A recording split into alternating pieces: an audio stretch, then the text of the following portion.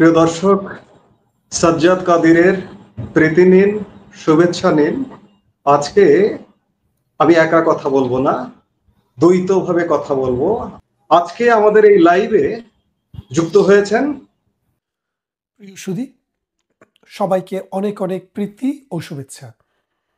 আপনারা আমার ভিডিওটি যখন শুনছেন তখন হয়তো আপনারা দেখবেন যে আন্তর্জাতিক অপরাধ ট্রাইব্যুনাল নামের এই ক্যাঙ্গারু কোর্টটি তাদের ভার্ডিক্ট দিয়ে দিয়েছে।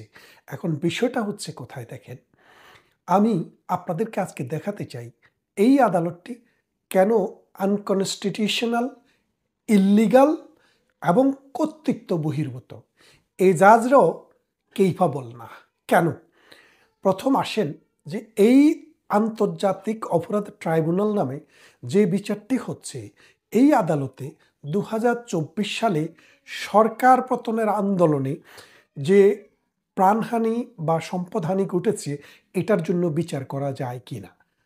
প্রথম কথা হচ্ছে যায় না। কেন যায় না? আপনারা আসেন যে 1971 সালে 26শে মার্চ থেকে 16ই ডিসেম্বর পর্যন্ত যে অপরাধ সংগঠিত হয়েছিল, ওই সময়ে বিচার করার জন্য 72 সালের সংবিধানে উপরে ভিত্তি করে একটি আইন করা হয়েছিল, যেটার নাম ছিল দালাল আইন।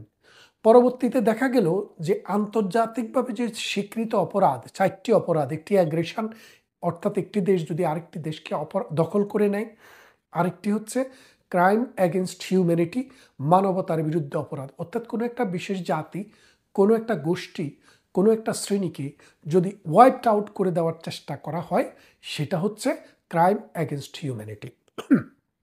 3 নম্বর হচ্ছে জেনোসাইড। জেনোসাইড মানে হচ্ছে যদি নির্বিচারে ধনী গরিব, ধর্ম বর্ণ নির্বিশেষে যখন কোনো বিশেষ মানে এলাকায় মানুষকে গণহারে হত্যা করা হয়, সরি, সেটা হিন্দু বৌদ্ধ খ্রিস্টান বলে কথা নয়, সেটা শিশু বৃদ্ধ আবাল বনিতা বলে কথা নয়, সবাইকে, এটাকে বলে জেনোসাইড।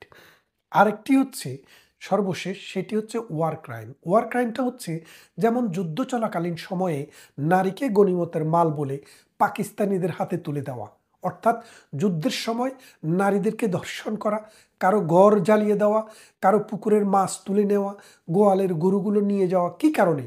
শুধুমাত্র যুদ্ধ চলছে, যুদ্ধের ভিন্ন পক্ষ হওয়ার কারণে, অথবা একটা হিন্দুকে মুসলমান করা, অথবা মুসলমানকে হিন্দুতে পরিণত করা, খ্রিস্টানকে জুইশকে খ্রিস্টানে পরিণত করা, অর্থাৎ মানুষকে ধর্মান্তরিত করা। এই সব অপরাধগুলোকে বলে ওয়ার ক্রাইম, অর্থাৎ ওয়ারের সময়ে এই সব অপরাধের বিচার করা সম্ভব হয় না। এবং সেগুলা, এই 4টি অপরাধের বিচার করার জন্য নুরেনবার্গ ট্রায়াল, টোকিও ট্রায়াল এবং ইসরায়েলে আইকম্যানের যে ট্রায়াল হয়েছিল, সেই ট্রায়ালগুলোতে ক্লিয়ারলি বলছে এই রকমের অপরাধ জাতীয়ভাবে, স্থানীয়ভাবে এবং আন্তর্জাতিকভাবে এই বিচার করা যাবে। তো সুতরাং এই বিচারগুলো করার জন্যই কিন্তু 1973 সালের আন্তর্জাতিক ক্রাইমস ট্রাইব্যুনাল অ্যাক্ট তৈরি করা হয়। অর্থাৎ এই ট্রায়ালের মূল উদ্দেশ্যই হচ্ছে, এই আইসিটির মূল উদ্দেশ্যটাই হচ্ছে 1971 সালের 26শে মার্চ থেকে 16ই ডিসেম্বর পর্যন্ত যে অপকর্ম সংগঠিত হয়েছিল সেটার বিচার করা। ধরে নিলাম আপনি ভবিষ্যতের জন্যও চান, তাহলে সেই রকম একটি যুদ্ধ হতে হবে, যুদ্ধকালীন যুদ্ধ অবস্থা থাকতে হবে, আর্মি এবং সেনাবাহিনী এবং সাধারণ মানুষ অথবা একটা বিশেষ গোষ্ঠী যুদ্ধে লিপ্ত হতে হবে। সেই যুদ্ধে, প্রলং যুদ্ধে যদি অসংখ্য মানুষের মৃত্যু হয়, আজকে পর্যন্ত জাতিসংঘে যে 1400 মানুষের মৃত্যুর কথা বলেছে, আপনারা সরকারে আছেন, আপনারা মাত্র 700 মানুষের কথা বলেছেন, যাদের মধ্যে অর্ধেকের বেশি সন্ত্রাস, সাদাবাজ, দুর্নীতিবাজ। আমাদের নাঙ্গলকোটেও একজনকে জুলাই যোদ্ধা বলা হয়েছে, সে কিন্তু ডাকাতি করতে যায় মারা গেছে, অথচ আওয়ামী লীগের সাথে বা যাদের ঘর ডাকাতি করছে তাদের কোনো সম্পর্ক নেই। তো সেই জন্য বলছি, এই রকম কোনো আজ পর্যন্ত আপনি হত্যা কতজন হয়েছে, কে হত্যা করছে সেটাও নির্ধারণ করতে পারেন নাই। তাই বাংলাদেশে 1971 সালের পর এখন পর্যন্ত সেরকম সিচুয়েশনে তৈরি হয়নি, যার জন্য এই ওয়ার মানে ইন্টারন্যাশনাল ক্রাইমস ট্রাইব্যুনালের যে প্রিফেস মুখবন্ধ, সেখানে যদি দেখেন বলা আছে 1971 সালের 16ই ডিসেম্বর পর্যন্ত যুদ্ধকালীন সময়ে যে হত্যাযজ্ঞ সংগঠিত হয়েছে, নারকীয় অপরাধ সংগঠিত হয়েছে, তার বিচার করার জন্য এই আইনটি। এখন আজকের দিনে আপনি যদি আরও পৃথিবীর 10টি বিচার দেখেন, যেমন মনে করেন সিয়েরা লিওনে বিচার হয়েছে যুদ্ধ অপরাধের, টোকিও ট্রায়াল হয়েছে, রুয়ান্ডা ট্রায়াল হয়েছে, তারপরে আপনি দেখবেন যে কসোভোতে ট্রায়াল হয়েছে, তারপরে তানজানিয়াতে ট্রায়াল হয়েছে, বাংলাদেশের পাশাপাশি আরেকটা দেশ আছে ক্যাম্বোডিয়া, সেখানে ট্রায়াল হয়েছে। আপনারা যদি সেই ট্রায়ালগুলো দেখেন, সবগুলো ট্রায়ালে কিন্তু আন্তর্জাতিক মানের এইসব ট্রায়ালে যুদ্ধবর্তী সময়ের অপরাধের বিচার করার জন্যই শুধু এই ট্রায়ালগুলো হয়েছে। বাংলাদেশে যেটা করা হচ্ছে সেটা হচ্ছে ইম্পোজিশন, মানে জোর করে যেটা যে অপরাধের না সেই অপরাধের বিচার করার চেষ্টা করা হচ্ছে। এবং বাংলাদেশে যে মানে যুদ্ধাপরাধীদের বিচার হয়েছে তারা সবাই কিন্তু 1971 সালের 26শে মার্চ থেকে 16ই ডিসেম্বর পর্যন্ত সময়ের জন্যই কিন্তু তাদের বিচার হয়েছে। এই গেল প্রথম পয়েন্ট। দ্বিতীয় পয়েন্টে আমি যেখানে বলতে চাই যে এই যে মনে করেন বিচার আদালত, এই বিচারে এখানে যে বিচারটি হবে, আমাদের বাংলাদেশে একটি সংবিধান রয়েছে, 73-এর একটিও সংবিধানের অধীনেই কিন্তু করা হয়েছে। এখন সংবিধানের মধ্যে অথবা পার্লামেন্টে কোনো একটি আইন পাশ করলে দুইটির মধ্যে যদি কোনো কনফ্লিক্ট হয়, অর্থাৎ দুইটার মধ্যে যদি কোনো ধরনের দ্বন্দ্ব তৈরি হয়, তাহলে সংবিধানটা প্রাধান্য পাবে। আপনারা জানেন বাংলাদেশের যে বর্তমান সংবিধান, এই সংবিধানে বলা আছে 67 বছর হওয়ার পরে সুপ্রিম কোর্টের অ্যাপিলেট ডিভিশন অথবা এই হাইকোর্ট ডিভিশনের কোনো জাজ তিনি আর কাজে থাকতে পারবেন না, তাকে অবসরে যাইতে হবে। তার মানে কি 67 বছর হচ্ছে সর্বোচ্চ বয়স সীমা। তা এখন আপনি দেখেন যে জাস্টিস নজরুল ইসলাম, এই জাস্টিস নজরুল ইসলাম যে দুইটি আদালত চলছে আপনারা জানেন, ICT 1 এবং ICT 2। ICT 2 এর এই নজরুল ইসলামের উনি 2000 মানে আরও অনেক আগে তিনি জাস্টিস হিসেবে 67 বছর হওয়ার কারণে অবসরে গেছেন। অবসরে যাওয়ার পর আজকে তার বয়স 73 বছর। 73 বছরের একজন মানুষ, যেখানে সংবিধানে ক্লিয়ারলি বলা আছে 67 বছর হওয়ার পরে আপনি আর বিচার হওয়ার যোগ্য না, তাহলে তিনি কিভাবে বিচার হলেন? নাল অ্যান্ড ভয়েড, অবৈধ। আপনি কোনো বিধি দিয়ে, কোনো আইন দিয়ে, কোনো ঘোষণা দিয়ে, প্রেসিডেন্টের অর্ডিন্যান্স দিয়ে supreme law of the land যেটাকে বলে আমাদের কনস্টিটিউশন, সেটাকে বাদ করতে পারবেন না। 96 অর্থাৎ আমাদের সংবিধানের 96-এর 1 আর্টিকেল 96 প্যারাগ্রাফ 1-এ ক্লিয়ারলি বলা আছে যে আপনি 67 বছরের উপরে থাকতে পারবেন না। সুতরাং এই জাজের নিয়োগ অবৈধ। দ্বিতীয়তে আসেন গোলাম মর্তুজা, যিনি 1 নম্বর এই ICT 1-এর চেয়ারম্যান। তিনি 2018 সালে তিনি এই ডিস্ট্রিক্ট জাজ, এডিশনাল ডিস্ট্রিক্ট জাজ অথবা ডিস্ট্রিক্ট জাজ থেকে তিনি অবসরে গিয়েছেন 57 বছর বয়সে। 6 বছর চাকরি করেছেন সিলেট ইন্টারন্যাশনাল ইউনিভার্সিটিতে ডিন হিসেবে, অর্থাৎ তিনি কিন্তু আর বিচার করাতেও নেই আর আইন প্রফেশনেও নেই, তাহলে তিনি কিন্তু আউট অফ দ্য স্কোপ, তার কোনো আর এখানে আসার সুযোগ নেই। আর যদি তাকে জোর করেও আনেন, সেখানে আরেকটি ক্রাইটেরিয়া আপনাকে দেখতে হবে। বাংলাদেশে 54 বছরের যেই সব মানে ডিস্ট্রিক্ট জাজকে যখন আপনার হাইকোর্ট ডিভিশনে এনে যখন আপনি নিয়োগ দিবেন, তখন অ্যাডহক ভিত্তিতে নিয়োগ দেওয়া হয়, অর্থাৎ 2 বছরের জন্য। 2 বছর পরে তার কার্যক্রম কর্মক্ষমতা দেখে তাকে স্থায়ী করা হয়। তো এই 2 বছরের জন্য যখন অ্যাডহক ভিত্তিতে দিবেন, তখন রুল হচ্ছে আপনাকে মিনিমাম 9 ইয়ার্স, অর্থাৎ 2 বছর হলো আপনার qualifying period as a temporary জাজ, আর বাকি 7 বছর হচ্ছে যদি আপনি চাকরি করেন, তারপরে যাই আপনি পেনশন পাবেন হাইকোর্টের, সুপ্রিম কোর্ট থেকে, নাহলে পাবেন না। এই জন্য যখনই কোনো অ্যাডহক জাজ নিয়োগ দেওয়া হয়, দেখা হয় তার বয়স আরও 10 বছর সার্ভিস দেওয়ার মতো আছে কিনা, অর্থাৎ 57 বছরের উপরে চলে গেলে আর বাংলাদেশের হাইকোর্ট ডিভিশনের অ্যাডহক বিচারক হওয়ার জন্য তাকে কোয়ালিফাই হিসেবে ধরা হয় না। এই জাজের বয়স হচ্ছে 63 বছর।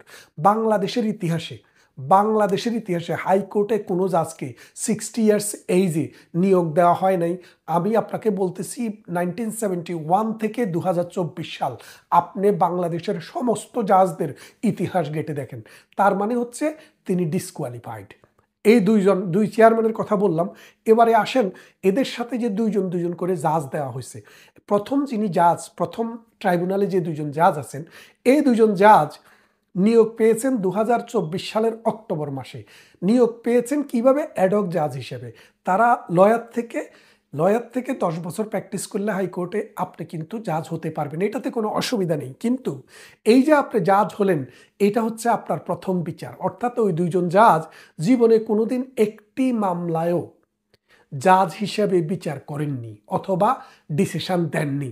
তারা জীবনে এটাই তার প্রথম বিচার। তাহলে আপনি খেয়াল করেন, আপনি একটা দেশের প্রধানমন্ত্রীকে বিচার করছেন, একটা দেশের স্বরাষ্ট্রমন্ত্রীকে বিচার করছেন এবং আন্তর্জাতিক অপরাধ বিচার করছেন। সেই ক্ষেত্রে আপনার জ্ঞান, গরিমা, দক্ষতা, নলেজ এবং অভিজ্ঞতা, সবচেয়ে বড় হলো অভিজ্ঞতা। তার মানে এই দুইজন জাজের, একজন জাজেরও এবং চেয়ারম্যান যিনি, তিনিও 2024 সালের অক্টোবরে নিয়োগ পেয়েছেন। এই তিনজনের একজনও একটি বিচার করারও তাদের কোনো অভিজ্ঞতা নেই। এই অভিজ্ঞতা হিসেবে তারা ট্রায়াল দিচ্ছেন ভবিষ্যতে মানুষের আরও গলা কাটার জন্য এই শেখ হাসিনার বিচার করে। তার মানে তো বুঝতে পারছেন যে এই বিচারটি ছেলের হাতের মোড়া করে ফেলছে।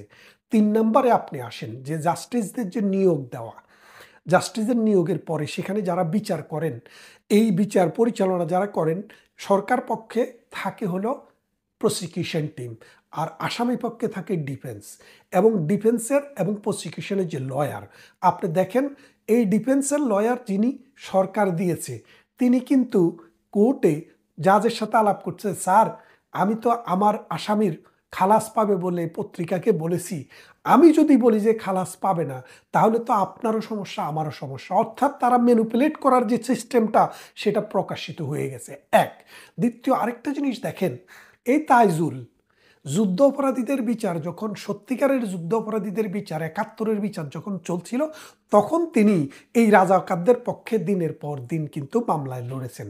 এখন তিনি সাইড চেঞ্জ করছেন, মানে সাইড চেঞ্জ করে এখন তিনি প্রসিকিউশন হয়ে গেছেন। তাহলে দেখেন, যেই মানুষটা 2 দিন আগেও আপনি অপরাধীদের, ওয়ার ক্রিমিনালদের পক্ষের লয়ার ছিলেন, আজকে আপনি সরকারের পক্ষের লয়ার হয়ে গেছেন। জাজ, লয়ার, প্রসিকিউশন এবং ডিফেন্স সবাই জামাত এবং বিএনপির প্রোডাকশন।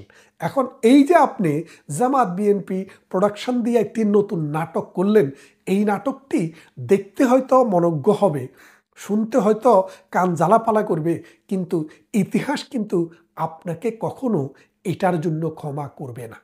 তার মানেটা হচ্ছে আজকের যে বিচারটি হলো, এই বিচার এই আইনে চলে না, কারণ এই আইনটি এই অপরাধের বিচার করার জন্য হয়নি। এক, দ্বিতীয় যে জিনিসটি বললাম, জাজদের যে নিয়োগ অবৈধ, বাংলাদেশের কনস্টিটিউশন, বাংলাদেশের যে বিধি, সুপ্রিম কোর্টের বিধি মোতাবেক হয়নি। 3, এই যে আপনি যেই সব প্রসিকিউশন এবং ডিফেন্স নিয়োগ দিয়েছেন সেগুলা হলো বায়াসড। আর ফাইনালি আরেকটি জিনিস আপনাকে বলি, সেই জিনিসটি হচ্ছে, এই যে মনে করেন একটা বিচার হচ্ছে, আপাদমস্তকে আপনি প্রথম থেকে শেষ পর্যন্ত বিচার করছেন, আপনি নুরেনবার্গ ট্রায়ালে যান, টোকিও ট্রায়ালে যান, ওই ট্রায়াল হতে মিনিমাম 1 বছর সময় লেগেছে। এই ট্রায়ালটি হতে মাত্র জুলাই মাসে শুরু হয়েছে, আগস্ট, মানে বিচারের অ্যাকচুয়াল বিচারটি শুরু হয়েছে আগস্ট মাসে, আগস্টের 1 তারিখ থেকে অক্টোবর মাসে বিচারটি শেষ হয়ে গেছে। তার মানে আগস্ট, সেপ্টেম্বর, অক্টোবর, নভেম্বরে 4 মাসেরও কম সময়ের ভিতরে জাজমেন্ট হচ্ছে। আল্লাহর দুনিয়াতে 193টি রাষ্ট্র আছে, 50টির উপরে অপরাধের এইরকম আন্তর্জাতিক ট্রায়ালে বিচার হয়েছে। কোনো বিচার মিনিমাম শুরু থেকে শেষ, অর্থাৎ জাজমেন্ট দেওয়া পর্যন্ত সবচাইতে কম সময় লেগেছে ওই নুরেনবার্গ ট্রায়াল, যেটি অক্টোবর থেকে 1 বছরের 1946 সালের 45 সালের অক্টোবর থেকে 1946 সালের নভেম্বর পর্যন্ত 1 বছর সময় লেগেছে। টোকিও ট্রায়াল 2 বছর সময় লেগেছে, কিন্তু আমাদের এটা মাত্র 4 মাস সময় লেগেছে। এবং আরও ইম্পর্টেন্ট কথা হচ্ছে, বিধিতে বলা আছে 3 জন জাস্টিস থাকবেন, 1 জন চেয়ারম্যান, 2 জন সহকারী বিচারক। এই 3 জনের মধ্যে মিনিমাম 2 জন যদি না থাকে তাহলে শোনানো যাবে না, বিচার শোনা হবে না। কিন্তু গত 1 মাস থেকে এই গোলাম মর্তুজা সাহেব ছুটিতে আছেন, অর্থাৎ তিনি জাজমেন্ট লিখতেছেন, আর সকালে একজন জাজ শুনেন, বিকালে আরেকজন শোনেন, অর্থাৎ তারা যে আইন করছে সেটাও মানা হয়নি। তার মানেটা হচ্ছে কি, শোনার আগেই জাজমেন্ট লেখা হয়ে যাচ্ছে। ফাইনালি এই বিচারটি করার জন্য ইন্টারন্যাশনাল ক্রাইমস ট্রাইব্যুনাল একটিকে 4টি এই প্রেসিডেন্টের অর্ডিন্যান্স দিয়ে সংশোধন করা হয়েছে। এখন বিষয়টা হচ্ছে একজন প্রেসিডেন্ট অর্ডিন্যান্স দিতে পারে যদি একটি সংসদ থাকে। সংসদ না থাকলে প্রেসিডেন্টের অর্ডিন্যান্স জারি করার কোনো ক্ষমতা থাকে না। এখন বর্তমানে বাংলাদেশে কোনো সংসদ নাই, সুতরাং প্রেসিডেন্ট আইন তৈরি করার মতো কোনো অর্ডিন্যান্স জারি করতে পারবেন না। প্রেসিডেন্টের অর্ডিন্যান্সের মেয়াদ থাকে মাত্র 2 মাস, অর্থাৎ 60 দিনের ভিতরে যদি এই পার্লামেন্ট যদি সে আইনটি পাশ না করে তাকে মৃত বলিয়া ঘোষণা করা হয়। তাহলে এখন আপনাদের 6 মাস ধরে, 8 মাস ধরে, 5 মাস ধরে, 4 মাস ধরে প্রেসিডেন্টের অর্ডিন্যান্স দিয়ে আইন কইরা কইরা আপনি বিচার করছেন, এই বিচার রেকটিফাই করলো কে? অর্থাৎ আপনার এই অর্ডিন্যান্সটা রেকটিফাই করলো কে? সংশোধিত নাই, তাই এটিও অবৈধ। তার মানে হচ্ছে এই তাইজুলের ম্যানুফ্যাকচার, এই তাইজুলের ক্যাঙ্গারু কোর্ট ডে 1 থেকে end of the day total top to bottom corrupt, baseless, bias, against humanity, against natural justice এবং এগেনস্ট রুল অফ ল। ইতিহাস এখানেই শেষ নয়। শেখ হাসিনা, কামাল ভাই, ওদের বয়স হয়েছে, ওনারা হয়তো কোনো একটা সময় স্বাভাবিকভাবে মরে যাবেন। আমরা যারা মধ্যবয়সী অথবা আমাদের সন্তানরা, আমাদের প্রজন্ম, তারা আপনাদের আগে শেষ হয়ে যাবে না। এই বিচার এই বাংলার জমিনে ৭১-এর যে মহান মুক্তি সংগ্রামের যে স্পিরিট, সেই স্পিরিটে আমরা করে দেব। এটা আমাদের প্রতিশ্রুতি, এটা আমাদের ওয়াদা প্রজন্মের কাছে, বাঙালি জাতির কাছে, বাংলাদেশের কাছে, সভ্য দুনিয়ার মানুষের কাছে এবং মানবাধিকার এবং বিশ্ব সভ্যতায় যারা বিশ্বাস করে তাদের কাছে। ভালো থাকবেন, কথা হবে অন্য কোনো ভিডিওতে, অন্য কোনো দিন।